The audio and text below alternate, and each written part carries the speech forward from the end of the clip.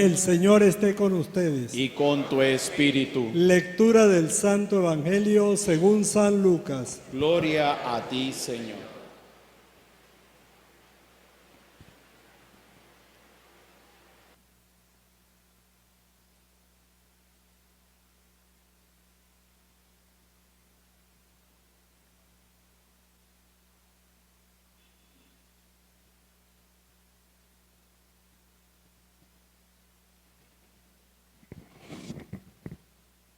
El mismo día de la resurrección, iban dos de los discípulos hacia un pueblo llamado Emaús, situado a unos 11 kilómetros de Jerusalén, y comentaban todo lo que había sucedido.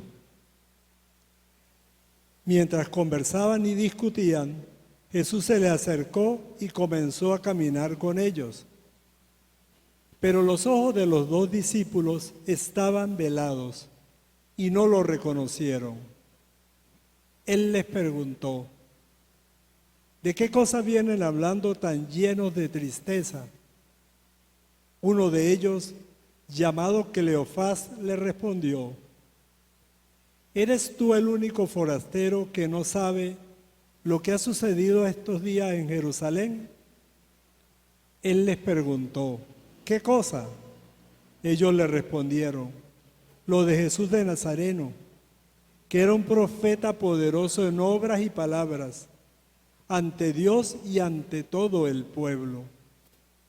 Cómo los sumos sacerdotes y nuestros jefes lo entregaron para que lo condenaran a muerte y lo crucificaron.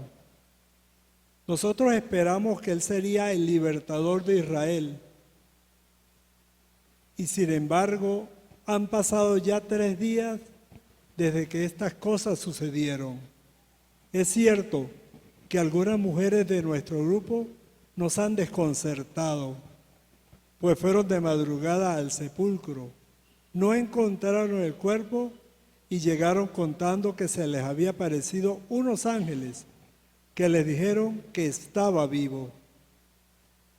Algunos de nuestros compañeros fueron al sepulcro y hallaron todo como habían dicho las mujeres, pero a él no lo vieron. Entonces Jesús les dijo: qué insensatos son ustedes y qué duros de corazón para creer todo lo anunciado por los profetas. ¿Acaso no era necesario que el Mesías padeciera todo esto y así entrara en su gloria?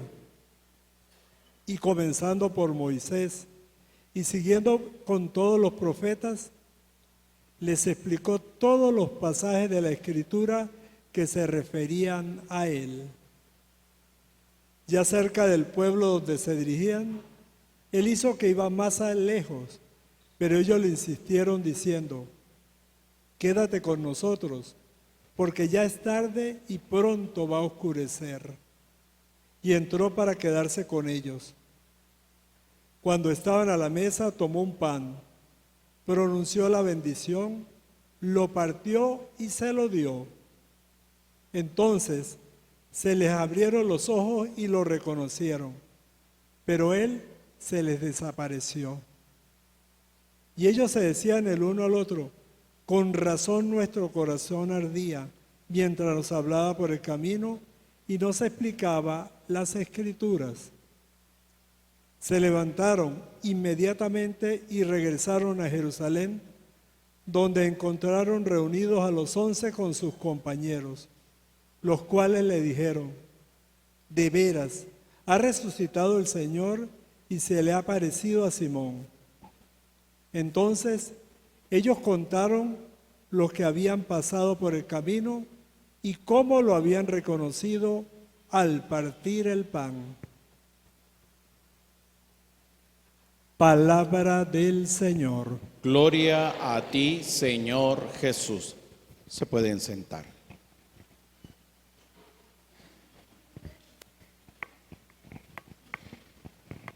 Digan todos conmigo: ven, Espíritu Santo, llena los corazones de tus fieles e enciende en ellos el fuego de tu amor. Envía tu Espíritu para darnos nueva vida, y se renovará la faz de la tierra. María, Madre del Resucitado, ruega por nosotros. Amén. Saludo nuevamente a todos los hermanos presentes en esta celebración de la Eucaristía.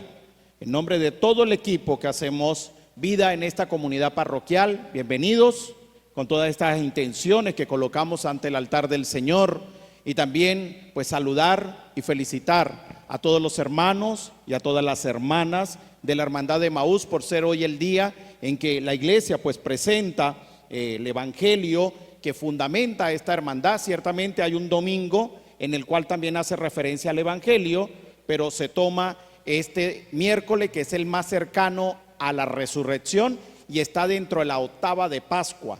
¿Qué es la octava de Pascua? Los 8 días después de la resurrección, la semana siguiente. Entonces es la más próxima a la resurrección, y por eso es que se tiene pues ese significado. Vamos a sacar algunas ideas de este Evangelio. Me gustaría que entráramos en ella, porque este Evangelio de verdad que para este tiempo de la resurrección es grande, es tremendo, es bastante fructífero poder revisarlo para que también lo llevemos a nuestra vida personal, de manera tal de que nos ayude a crecer en la fe y nos ayude a aumentar en la fe. Quiero comenzar diciendo lo siguiente. 3 ideas voy a tomar de este Evangelio. Primera idea, y es que nadie habla de lo que todavía no ha podido vivir o de lo que todavía no ha podido experimentar. ¿Qué significa esto?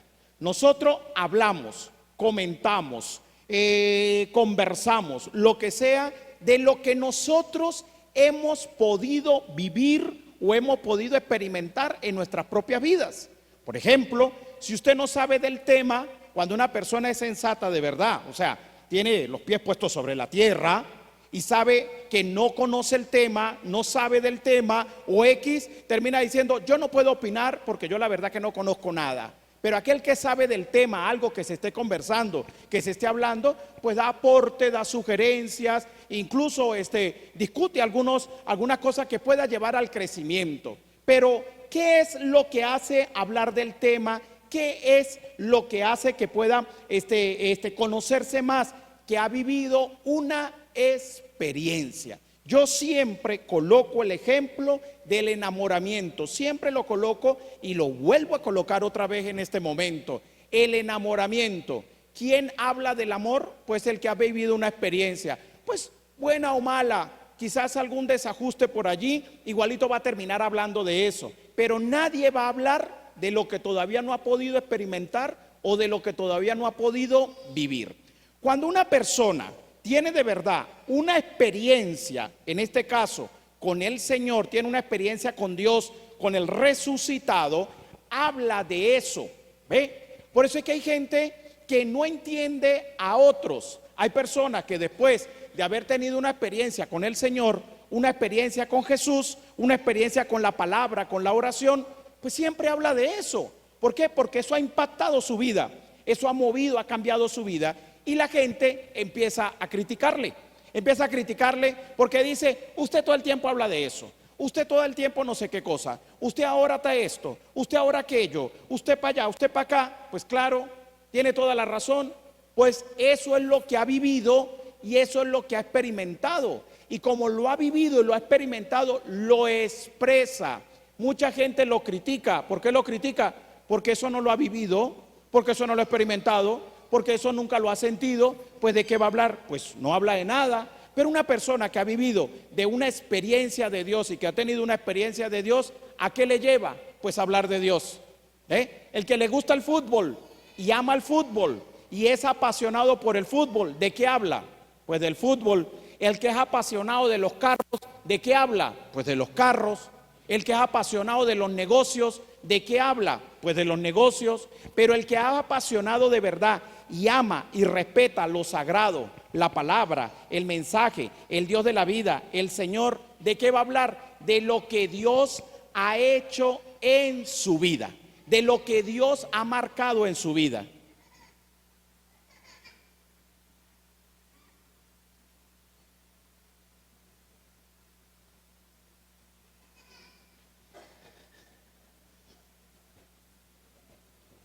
Bueno, entonces lo que le venía diciendo, esa experiencia nos lleva a nosotros a hablar de lo que nosotros hemos podido experimentar.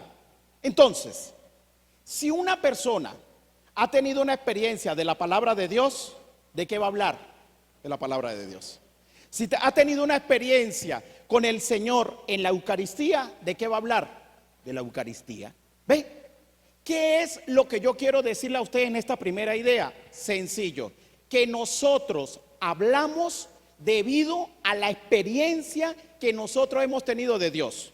No hace falta solo haber hecho un retiro, no, porque hay gente que también ha tenido experiencias de Dios en una buena confesión. Hay también gente que ha tenido experiencia en una predicación de la palabra. Hay gente que ha tenido experiencia de Dios en un retiro matrimonial. Ha tenido experiencia de Dios en una celebración de la Eucaristía, porque la ha vivido, la ha experimentado y eso le ha marcado. Por eso es que nosotros en este tiempo de la Pascua, siempre, durante todo el año, por supuesto que sí, a cada momento, por supuesto, pero en este tiempo que es el tiempo de la Pascua, es donde más deberíamos nosotros hablar del hecho de la resurrección, porque para nosotros los cristianos, no, decía yo el domingo, no es solo un acto histórico o un hecho histórico, sino que también es un acto de fe. Miren ustedes lo que sucede en el evangelio que acabamos nosotros de escuchar. Dice ellos que estaban un poco apagados, que estaban un poco desanimados, que se encontraban tristes, que se encontraban un poco cabizbajos, porque claro, habían matado al Señor. Y dicen que ha resucitado, dicen por ahí que ha resucitado, pero nosotros no lo hemos visto todavía. ¿Ve? Por eso van de camino a Emaús, y en el camino de Emaús se encuentra con el Señor, les explica la palabra y hacen la fracción del pan. Y al hacer la fracción del pan, estos hermanos reconocen a Jesús. Pero ¿por qué lo reconocen? ¿Por qué reconocen a Jesús? Porque ellos dicen, esto que Él está haciendo fue lo mismo que hizo en la última cena. Es decir, ese día en el cual dijo, tomen, coman, este es mi cuerpo, tomen, coman, beban, este es mi sangre. Eso mismo lo hizo en ese momento y eso hizo en esa cena. Por eso nadie más había hecho ese momento. Por lo tanto, este es, porque no hay nadie más. Lo reconocen es en la fracción del pan. Por eso la experiencia que nosotros tenemos de Jesús nos lleva en todo momento a hablar del Señor. Experiencia. Por eso hay que renovar nuestras experiencias con el Señor. No basta solo con una predicación, no basta solo con un retiro, no basta solo con una oración que hagamos pequeña. No, hay que estar siempre alimentando las experiencias que vienen de Dios. Una segunda idea que creo que nos puede también ayudar a revisar este evangelio de hoy es cambiar el hecho de la tristeza por la alegría. Pero, ¿qué es la alegría? Porque de eso hablamos muchísimo, la alegría, la alegría, la alegría. Pero, ¿qué es la alegría? A ver, la alegría vamos a transformarla por, o también tiene el mismo significado, por gozo. Uno de los frutos del Espíritu Santo es el gozo. Ese es uno de los frutos. Y ese gozo que viene siendo esa actitud positiva, esa actitud en el nombre de Dios, esa capacidad de mantenerme siempre en Él. Eso viene siendo la alegría. De hecho, el apóstol San Pablo dice claramente en la palabra, no se dejen quitar, estén siempre alegres, dice el apóstol San Pablo, se lo pido, estén siempre alegres. Y cuando San Pablo dice, estén siempre alegres, se está refiriendo a la necesidad a que siempre tengamos esa actitud de fe, de mirada puesta en el Señor. Cuando a usted lo va a visitar alguien y usted sabe que dentro de poco llega y esa persona significa mucho para usted, siempre hay una actitud de alegría. Ya viene por tal lugar, avisó que en 2 horas, 3 horas está por aquí.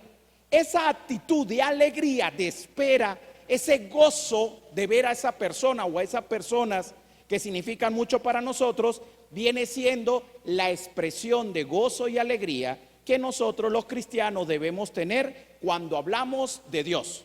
Porque mucha gente puede hablar de Dios, pero no es solo hablar de Dios, sino la actitud, la manera, la forma, el modo de comunicar la alegría que viene de Dios.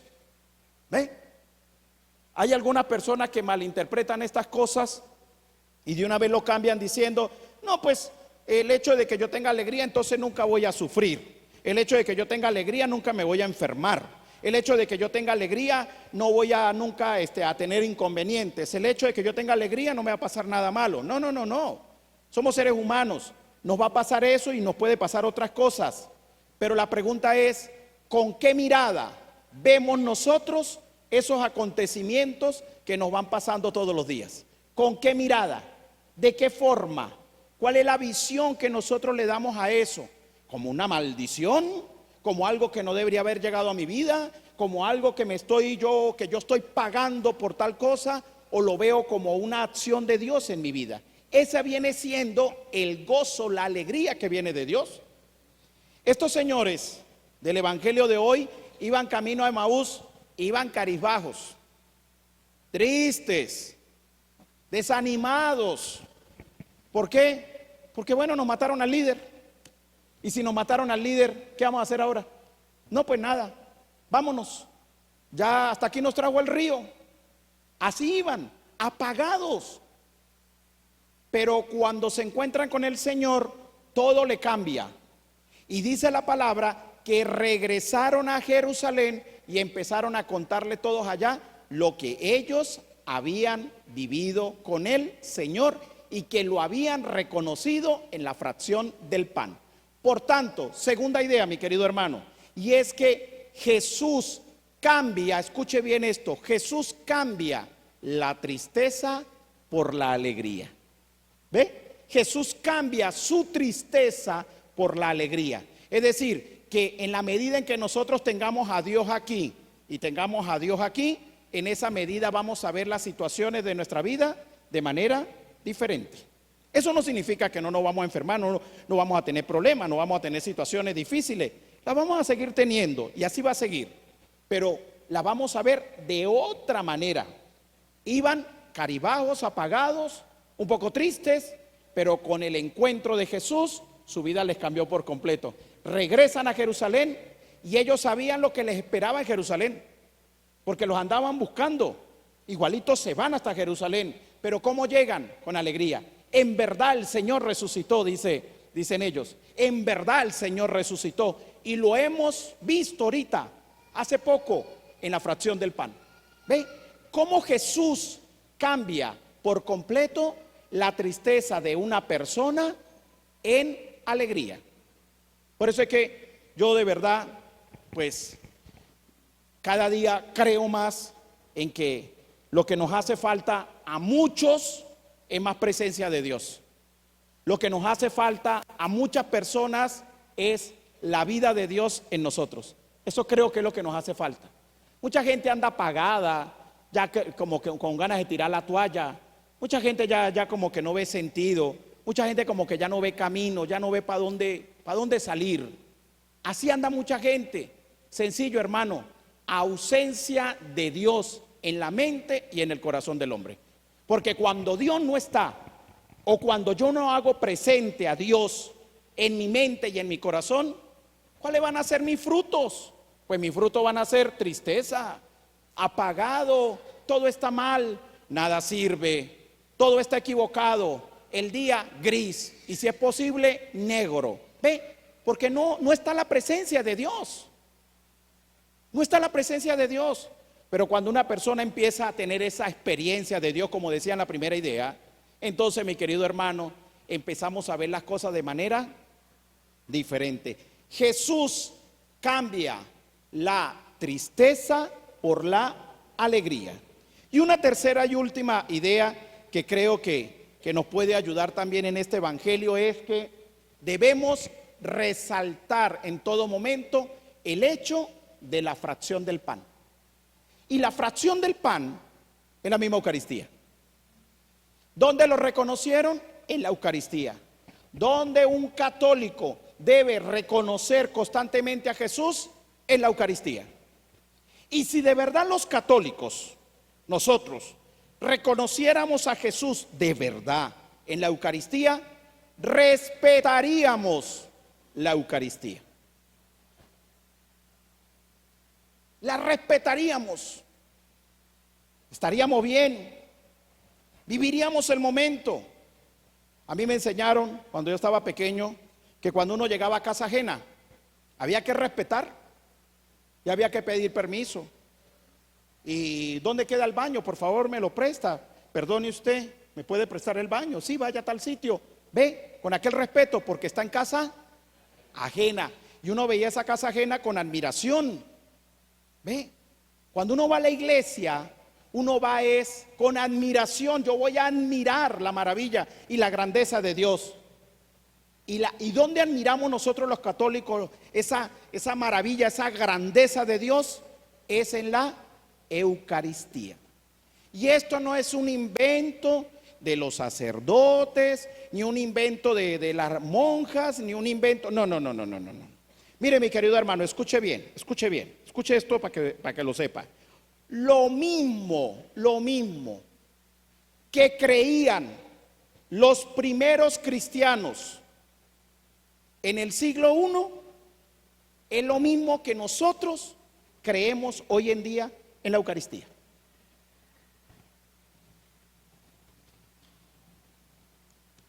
Y se lo vuelvo a repetir, lo mismo que creían los primeros cristianos en el siglo I o en el siglo I, es lo mismo que nosotros hoy en día creemos. Por ejemplo, los primeros cristianos creían firmemente que Jesús estaba en la fracción del pan. Y hoy en día, ¿qué creemos nosotros? Que Jesús está presente en la fracción del pan. Entonces está la iglesia del Señor. Eso lo creían los primeros cristianos. Es lo mismo que nosotros creemos ahorita. Porque es en la fracción del pan donde nosotros venimos a reconocer que Él es el Señor. Se fue, porque en la ascensión nosotros lo vemos, el Señor sube a los cielos, pero se queda en la Eucaristía para que nos sigamos alimentando, para que nos sigamos llenando de Él, para que sigamos teniendo la fuerza y sobre todo para que lo sigamos viendo. Porque dice el Evangelio que cuando hizo la fracción, es decir, el partir el pan, lo reconocieron. Yo sigo viendo a Jesús en la Eucaristía. Pero Padre, yo lo que veo ahí redondo, es que ese Jesús se quedó ahí. Y esa es nuestra fe. No porque querramos y seamos caprichosos, sino porque esa es la fe de los primeros cristianos. Que se le llevó a través de ¿quién? De los apóstoles. Y luego de los primeros cristianos durante el tiempo. Y eso es lo que nosotros creemos hoy en día, porque eso es lo que ha llegado a nuestra vida. Eso es la tradición de la iglesia. Es en la Eucaristía. Por eso, hermanos, valoremos la Eucaristía, valoremos la Eucaristía. Los hermanos emausianos que están aquí, el centro de su vida tiene que ser la Eucaristía. Bueno, no solamente para los de Emaús, para todo mundo, para todo católico, incluso para el sacerdote. Pero para ustedes tienen que ser el centro, la Eucaristía. Y lo más respetado en su vida tiene que ser la Eucaristía. Y la Eucaristía tiene que ser con decoro. La Eucaristía tiene que ser bien celebrada. La Eucaristía tiene que ser bien predicada. Porque es ahí donde yo lo reconozco. A mí me gusta lo que el Papa Francisco una vez dijo, y aquí lo he dicho varias veces. El Papa dijo, si usted va a misa y sale peor o igual, algo está pasando. Eso lo dijo el Papa. Porque a veces le vamos perdiendo el decoro, lo que la Eucaristía es, que es el centro de nuestra fe. Por eso termino con esto, mi querido hermano. Cuando vengamos, vengamos con devoción. Cuando vengamos, vengamos a celebrar el misterio de la fe. Cuando vengamos a la Eucaristía, desde ya, desde que sale, voy a encontrarme con Jesús. En la Eucaristía voy a escuchar su palabra. Voy a vivir ese momento, voy para allá. Y por eso vivo la celebración de la Eucaristía. A mí me gusta este pasaje, al final. Y lo reconocieron. Mire, se lo voy a leer con esto. Ya estoy terminando, no se preocupe. Mire cómo termina el Evangelio. Escuche, pero es que esto es sabroso. No se emocione, padre. No, yo no me estoy emocionando. ¿De qué les voy a hablar entonces? Si a mí esto no me mueve, entonces ¿qué estamos haciendo? Apague y vámonos. No estamos haciendo nada. Mire lo que dice al final del Evangelio. Escuche. Entonces ellos contaron. ¿Quiénes? Los dos que iban camino ¿a dónde? Muy bien. Entonces ellos contaron lo que les había pasado por el camino y cómo lo habían reconocido al partir el pan. Ahí está el resumen del Evangelio. Contaron cómo lo habían visto en el camino y cómo lo habían reconocido al partir el pan. Ahí está. Es Jesús Eucaristía, es Jesús centro. Y lo que nosotros tenemos, hermanos, no lo tiene otra iglesia. Tiene que ser católica. Con algunos ritos que tenemos los católicos, aprobados por la iglesia, perfecto. Pero las sectas no tienen esto. Nosotros tenemos la dicha de tener el pan bajado del cielo. Las sectas tienen la palabra, pero no tienen la Eucaristía. Nosotros tenemos palabra y tenemos Eucaristía. Y tenemos palabra porque fue la misma iglesia quien dijo, esta es la palabra de Dios. Esta fue la misma iglesia. Bendito sea Dios que los hermanos de otra religión están ratificando que lo que dijo la iglesia es verdad. Porque quien hizo este libro, la traducción de este libro, se llamó San Jerónimo. Un santo de la iglesia, fue el que tradujo la Biblia. La tradujo. Y cuando ya hizo todo el trabajo, la iglesia dijo, todo esto que ya se tradujo, esta es la palabra de Dios. O sea que nuestros hermanos de otra religión creen en la palabra gracias a la iglesia católica. ¿Quedó claro el mensaje? ¿Ve que sí vale la pena ser católico? Pero si es como mucha gente que nunca va a misa, nunca reza, y son católicos de funeral, o son católicos de 15 años, o católicos de bautizo, o católicos de ¿qué más? De Semana Santa, o católicos de diciembre, no, pues así cualquiera. Pero esto nos tiene que a nosotros, mire, mover el piso. Si no nos mueve el piso, estamos fritos. ¿Cuáles fueron las tres ideas? La primera, la experiencia. Nadie habla de lo que todavía no ha vivido. Segunda idea, Jesús cambia la tristeza por la alegría. Iban todos tristes, después que se encontraron con Él, su vida les cambió. Tercera y última idea, lo reconocieron y nosotros lo seguimos reconociendo hoy. ¿Dónde? En la... Bueno, hermanos, que el Dios de la vida nos bendiga, nos llene de su gracia, de su fortaleza, nos anime y que podamos salir como esos discípulos de Emaús que regresaron a Jerusalén, contentos, llenos de la presencia del Señor, a decir de verdad que Él ha resucitado. Amén. Nos colocamos de pie, mis queridos hermanos. Vamos a orar por las intenciones de la